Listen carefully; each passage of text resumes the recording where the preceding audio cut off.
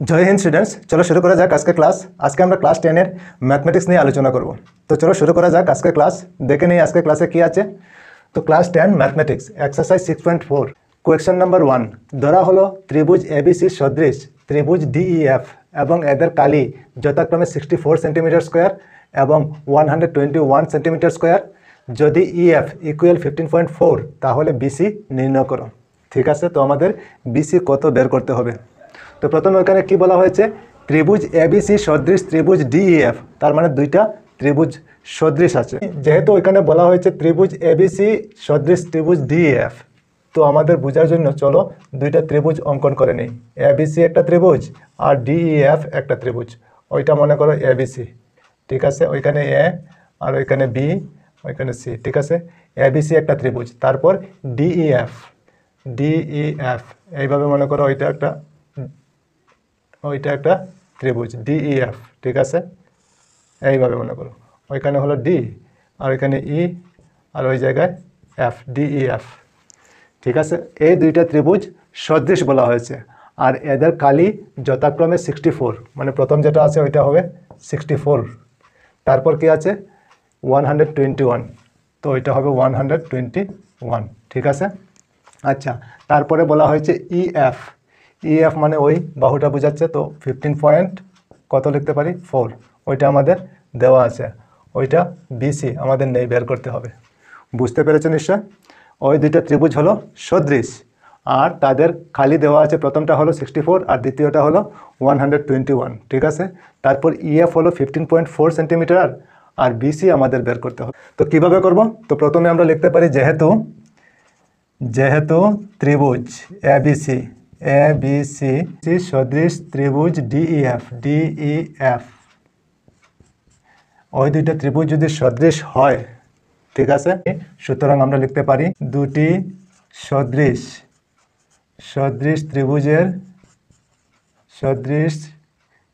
ত্রিভুজের কালির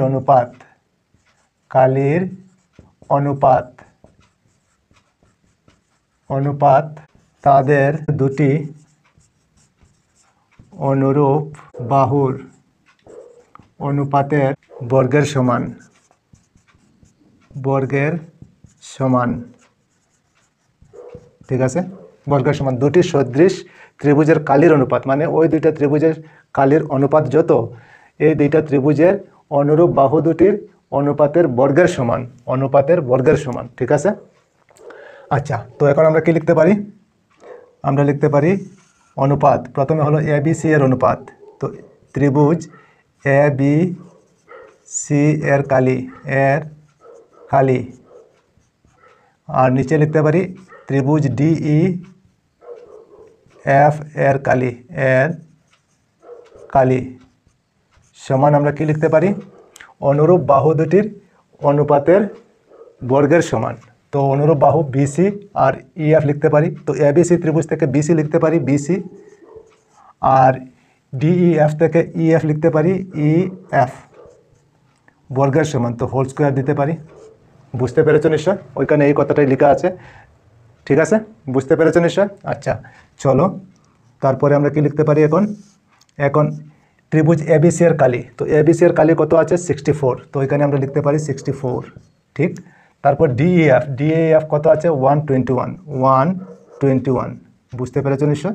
আচ্ছা ঠিক আছে, তো বিসি তো আমাদের নেই, তো বিসি লিখে নেব বিসি। তারপর ইএফ কত আছে, ইএফ হলো 15.4, এইভাবে আমরা লিখতে পারি।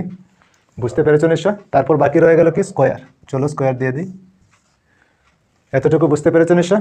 আচ্ছা চলো তারপরে আগে, এখন দেখো ওইখানে স্কোয়ার আছে ওইখানে স্কোয়ার নাই, তো আমরা স্কোয়ার করতে পারি। দেখো 64কে আমরা লিখতে পারি 8 আর 121কে লিখতে পারি 11, এই দুইটাকে স্কোয়ার দিতে পারি আমরা।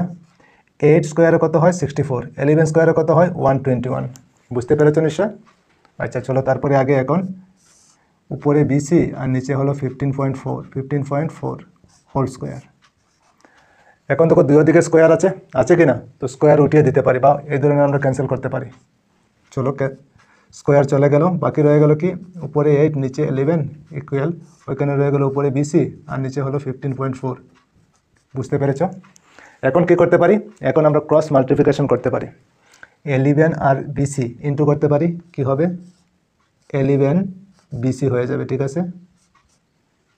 আর 8 আর 15.4 ইন্টু করতে পারি, 8 ইন্টু 15.4, এইভাবে আমরা লিখতে পারি। বুঝতে পেরেছ? এখন কি করতে পারি, এখন আমাদের বিসির দরকার, বিসি বের করতে হবে। তো বিসি ইকুয়াল আমরা লিখতে পারি 8 ইন্টু 15.4, আর ওইখানে 11 ইন্টু হিসাবে আছে, ওইখানে গেলে ডিভাইড হয়ে যাবে। তো 11 দিয়ে ওইটাকে ক্যান্সেল করা যাবে, 11 1 যায় 11, আর থাকবে কত 4, 44, 4 11 যা 44, ঠিক আছে 1.4। চলো এখন বিসি ইকুয়াল কী লিখতে পারি, ওইখানে বাকি রয়ে গেল কি 8 আর 1.4, তো 8 ইন্টু 1.4, और বিসি ইকুয়াল ওই দুটো ইন্টু করলে কত হবে 8 4 যা 32, 2 বাকি রইল 3, 8 1 যা 8 আর 3 11, 11.2 সেন্টিমিটার। বুঝতে পেরেছো নিশ্চয়? তো ওইটা হবে আমাদের আনসার। বিসি এর মান কত, বিসি এর মান হলো 11.2 সেন্টিমিটার। বুঝতে পেরেছো নিশ্চয়? তো ওইটা কত হবে আমাদের 11.2। বুঝতে পেরেছো? ওইটা হলো আমাদের আনসার। বুঝা গিয়েছে নিশ্চয় তোমাদের? ঠিক আছে, চলো তারপরে আগে কোয়েশ্চেন নাম্বার 2। এখন দেখো ABCD ট্রাপিজিয়ামের AB সমান্তরাল ডিসি এবং এটির কর্ণদ্বয় পরস্পর O বিন্দুতে ছেদ করেছে। যদি AB ইকুয়াল টু CD হয় তাহলে AOB এবং COD ত্রিভুজের কালির অনুপাত নির্ণয় করো। বুঝতে পেরেছো? কি বের করতে হবে, AOB এবং COD ওই দুইটা ত্রিভুজের কালির অনুপাত কত আমাদের বের করতে হবে। তো প্রথমে বলা হয়েছে ABCD একটি ট্রাপিজিয়াম, তো ট্রাপিজিয়াম তো আমাদের ওইখানে নেই, তো আমাদের অঙ্কন করতে হবে। চলো, তো ABCD একটি ট্রাপিজিয়াম আমরা অঙ্কন করে নেব, ঠিক আছে। আর কি বলা হয়েছে, AB আর CD হলো কি সমান্তরাল, AB আর CD সমান্তরাল। এইভাবে মনে করো, ওইখানে A দিয়ে দেই, ওইখানে B, ওইখানে C, ওইখানে C, আর ওইখানে D দিয়ে দিই, CD, ABCD, ওইদিকে যোগ করে নেই ABCD, এইভাবে, ঠিক আছে। মনে করো ABCD একটি ট্রাপিজিয়াম, তো আমরা লিখতে পারি ওইখানে মনে করি ABCD একটি ট্রাপিজিয়াম, এইভাবে আমরা লিখতে পারি, ঠিক আছে। তারপরে কি বলা হয়েছে, AB আর CD সমান্তরাল, AB আর CD সমান্তরাল, ঠিক আছে। তারপর এবং এটির কর্ণদ্বয় পরস্পর O বিন্দুতে ছেদ করেছে, মানে কর্ণ দুইটা আছে, এইভাবে একটা কর্ণ, তারপর এইভাবে আরেকটা কর্ণ O বিন্দুতে ছেদ করেছে, তার মানে ওইখানে O হবে। বুঝতে পেরেছো নিশ্চয়? তো এখন আমরা কি লিখতে পারি, ইহার কর্ণদ্বয় লিখতে পারি, কর্ণদ্বয় AC এবং BD পরস্পর O বিন্দুতে ছেদ করেছে, O বিন্দুতে ছেদ করেছে, ঠিক আছে, ছেদ করেছে। বুঝতে পেরেছো নিশ্চয়? আচ্ছা, এখন আমাদের কি বের করতে হবে, AOB আর COD এর খালি, AOB মানে ওই ত্রিভুজটা, ঠিক আছে। তারপর COD মানে ওই ত্রিভুজটা, এই দুইটা ত্রিভুজের কালির অনুপাত কত আমাদের বের করতে হবে, ঠিক আছে।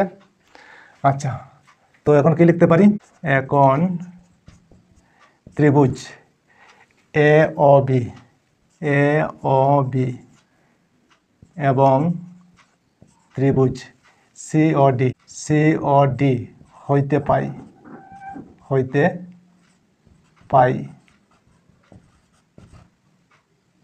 ঠিক আছে। এখন দেখো AOB থেকে এই অ্যাঙ্গেলটা, ঠিক আছে। তারপর COD থেকে ওই অ্যাঙ্গেলটা আমরা সমান লিখতে পারি। চলো লিখে নিই, অ্যাঙ্গেল, ওই অ্যাঙ্গেলটাকে আমরা কি লিখতে পারি, AOB লিখতে পারি, AOB ইকুয়াল অ্যাঙ্গেল, ওই অ্যাঙ্গেলটাকে আমরা কি লিখতে পারি, COD লিখতে পারি,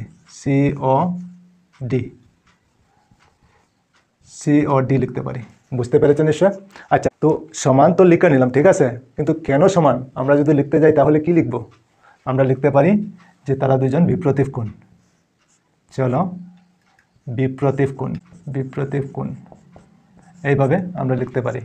একটা আরেকটা বিপরীতে আছে তাহলে বিপ্রতীপ কোণ হয়।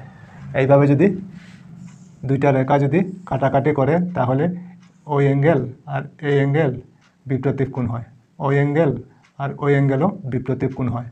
মানে ওই অ্যাঙ্গেল সমান হবে, ওই অ্যাঙ্গেল আর ওই অ্যাঙ্গেলও সমান হবে। বুঝতে পেরেছো নিশ্চয়?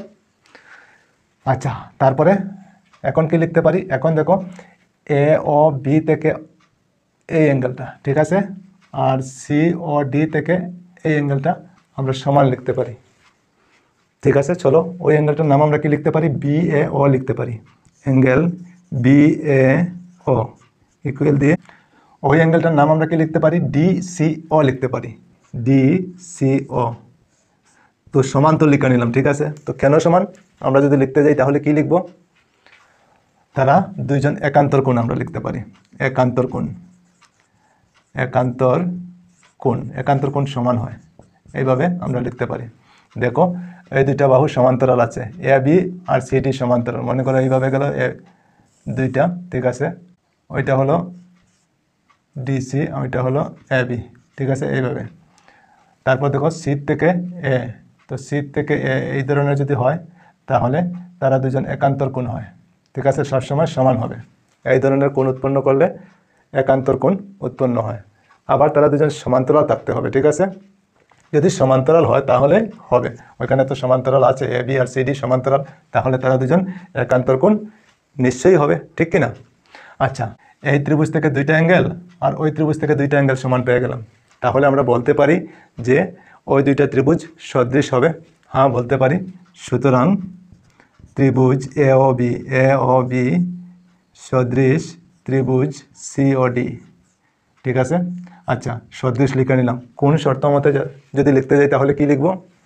যেহেতু দুটো অ্যাঙ্গেল আছে তাহলে আমরা লিখতে পারি এ এ শর্ত মতে, এ এ শর্ত মতে, এইভাবে আমরা লিখতে পারি। বুঝতে পেরেছেন নিশ্চয়? আচ্ছা, এখন এই দুইটা ত্রিভুজ সদৃশ হয়ে গেছে, ঠিক আছে। তো এখন এই দুইটা ত্রিভুজের কালির অনুপাত কত আমাদের বের করতে হবে। তো আমরা জানি যে দুইটি সদৃশ ত্রিভুজের কালির অনুপাত তাদের দুটি অনুরূপ বাহুর অনুপাতের বর্গের সমান হয়। তো বর্গের সমান যদি হয় তাহলে আমরা লিখতে পারি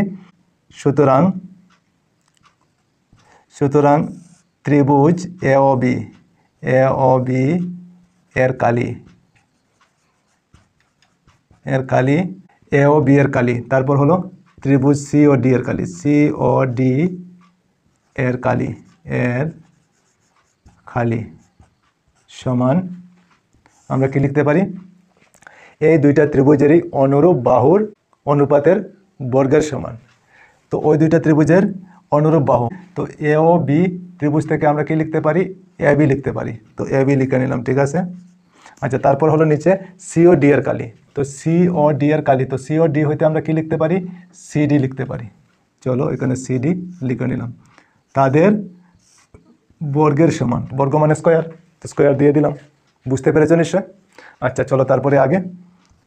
এখন আবার ত্রিভুজ এ ও বি এর কালি লিখে নেই, কালি, ত্রিভুজ সি ও ডি এর কালি সমান কি লিখতে পারি? এ বি সমান ওইখানে দেখো কত দেওয়া আছে? 2CD দেওয়া আছে। তো এ বির জায়গায় আমরা লিখতে পারি 2CD, আর নিচে হবে সিডি, তারপর হোল স্কোয়ার। বুঝতে পেরেছো নিশ্চয়? আচ্ছা, এখন দেখো উপরে সিডি আর নিচে সিডি ক্যান্সেল করতে পারি, সিডি ক্যান্সেল হয়ে যাবে, নিচে কী থাকবে? 1 থাকবে, ঠিক আছে, ওইখানে 1 লিখতে পারি। চলো আবার ত্রিভুজ এ ও বি এর কালি নিচে আবার লিখতে পারি ত্রিভুজ সিওডি এর কালি সমান উপরে কত থাকে? 2, আর নিচে কি? 1 হোল স্কোয়ার। বুঝতে পেরেছেন নিশ্চয়? আচ্ছা, এখন আবার লিখে নেই ত্রিভুজ এ ও বি এর কালি, আর নিচে হলো ত্রিভুজ সিওডি এর কালি সমান কত হবে? 2 স্কোয়ারে কত হয়? 4 হবে, ঠিক আছে, আর 1 স্কোয়ারে 1ই হবে। বুঝতে পেরেছেন নিশ্চয়? তো তাদের অনুপাত যদি লিখতে যাই তাহলে কি লিখতে পারি? অনুপাত যদি লিখতে যাই 4:1 1 লিখতে পারি। উপরে 4 আছে আর নিচে 1, তো 4:1 হবে ওই দুইটা ত্রিভুজের কালির অনুপাত। বুঝতে পেরেছো নিশ্চয়ই তোমরা? তো ঠিক আছে, আজকে এই পর্যন্তই থাক। আবার অন্য কোনো ক্লাসে তোমাদের সঙ্গে দেখা হবে। সবাই ভালো থেকো, সুস্থ থেকো আর মন দিয়ে পড়াশোনা করো। জয় হিন্দ, বন্দে মাতরম।